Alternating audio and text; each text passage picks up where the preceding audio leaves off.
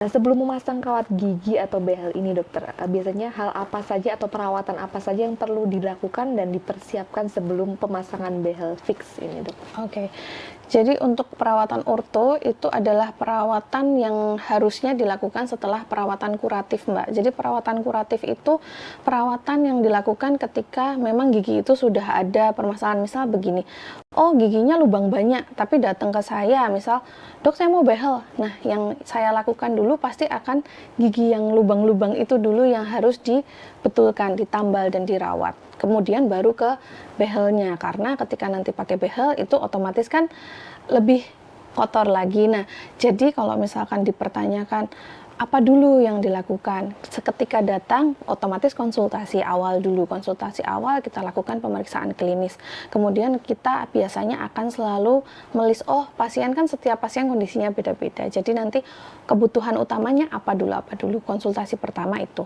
Kemudian yang kedua itu dilakukan cetak gigi atau scanner gigi. Jadi kalau misalkan dengan metode konvensional itu dilakukan pencetakan gigi rahang atas dan rahang bawah, atau misalkan untuk sekarang sudah era digital itu bisa dengan scanner gigi.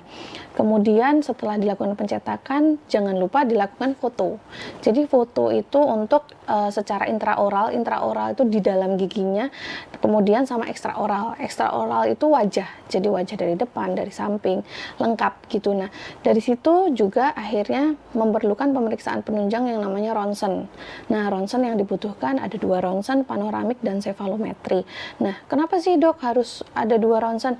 Ronsen panoramik itu untuk melihat semua giginya. Kemudian untuk yang sefalometri itu untuk melihat dari samping seperti apa, dari tulang dan jaringan. Karena kan kalau untuk kita profil itu kan hanya kelihatan jaringan lunak ya. Kemudian kita harus tahu, oh bibirnya maju, bibir yang maju atau giginya atau tulangnya. Nah, itu bisa diketahui dari ronsen sefalometri itu. Jadi tadi konsultasi awal, kemudian pencetakan, kemudian ronsen, kemudian dari 3 ini akan dilakukan analisis secara menyeluruh, kemudian akan disusun rencana perawatan. Nah, rencana perawatan ini yang akhirnya harus dipahami betul oleh pasien dan diceritakan secara lengkap oleh dokter, yang akhirnya karena behel itu kan lama ya Mbak, saya bisa bilang itu harus komitmen tinggi gitu. Jadi kalau misalkan dari saya sendiri akan menginfokan secara lengkap ke pasien kebutuhannya apa. Kalau memang belum yakin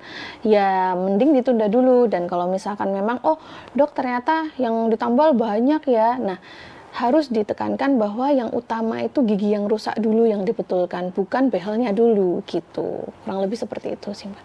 Download Tribun X sekarang, menghadirkan lokal menjadi Indonesia.